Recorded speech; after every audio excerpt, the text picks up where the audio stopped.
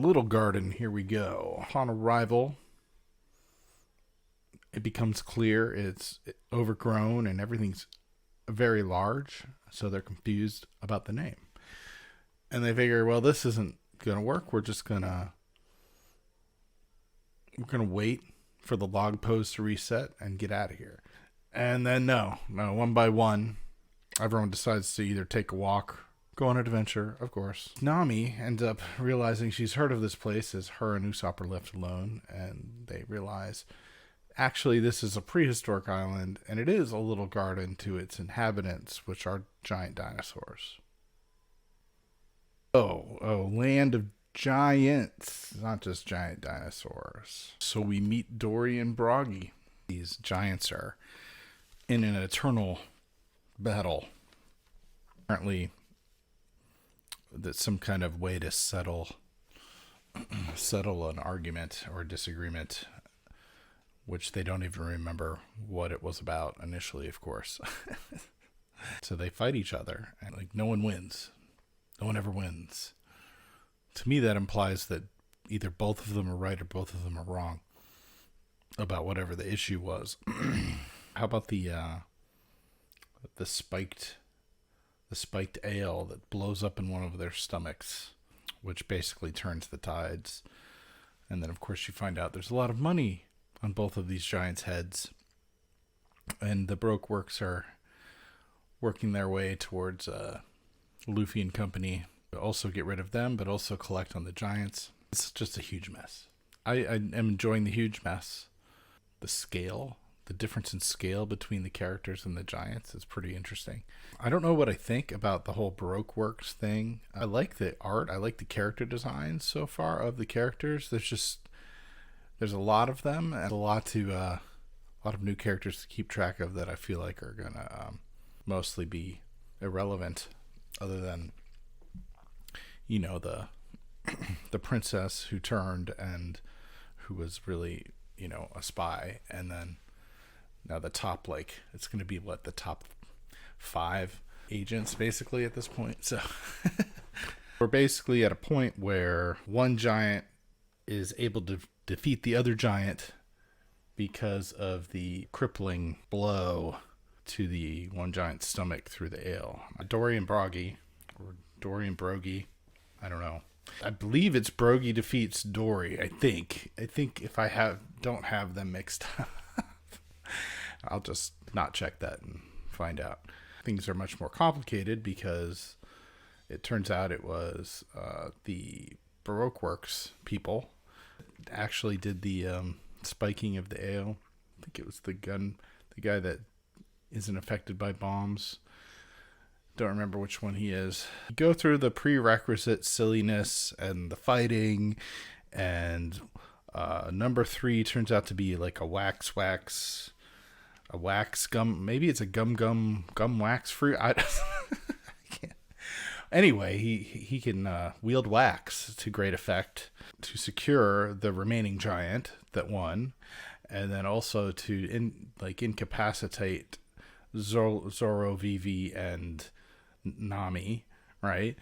And is in the process of turning them into wax figures. And meanwhile, the other 2, I think it was 2 Baroque Works agents sort of incapacitate Luffy and Usopp, the duck. I think Vivi was with them initially. I don't remember exactly how that all played out, but I know Luffy and Usopp get kind of left behind. I think Vivi witnesses that. It's either her bird, whose name is escaping me now, because some of them just call it bird and the others use the name. I like just calling it bird. That works for me. Well, it's more like a duck bird. Well, ducks are birds, but whatever, right? Usopp and Luffy are incapacitated, seemingly just utterly defeated, right?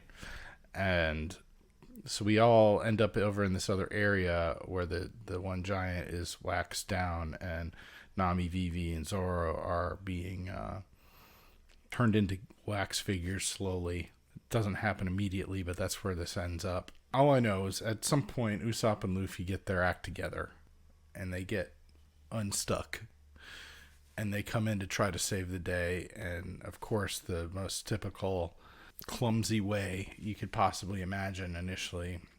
And then you get introduced to, like, the most interesting of the Baroque characters, at least in this section, which is the girl that does the paint. Miss Goldenweek and her paint that basically briefly makes Luffy betray everybody and then not care and then relax and enjoy tea until Usopp ends up slapping him out of that. And then Miss Goldenweek combines her power with Mr. Number 3 or whatever, the wax power guy, who has like this wax like suit on, and her paint like turns it, even makes it even stronger or something. Luffy realizes he can melt wax with heat. And I don't remember where the fire is, but he gets a really hot fire and melts that. Great. This is so ridiculous. It's fun. It's a lot of fun, and it's totally ridiculous. And they even call out Luffy at one point for being all instinct. But then, of course, he wins because of his instinct.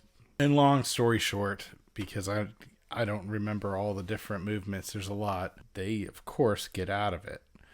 And the thing that really, the interesting thing that finally happens is Sanji's been, like, back on the ship for a while.